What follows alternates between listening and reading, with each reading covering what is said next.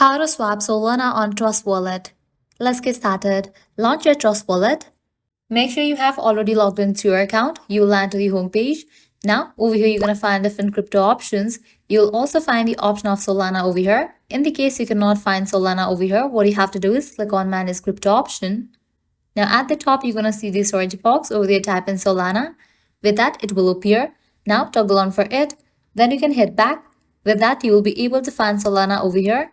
Now you have to click on it. Now here you're going to find different options as send, receive, buy, swap, and sell.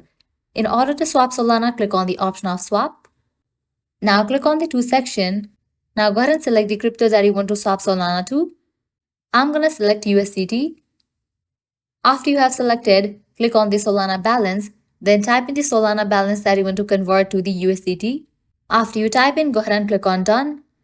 Then, in the next page, you will need to select your payment method and complete that payment detail process. After you complete the process, your Solana will be converted to the crypto that you have selected to. So, this way you can easily swap Solana on Trust Wallet.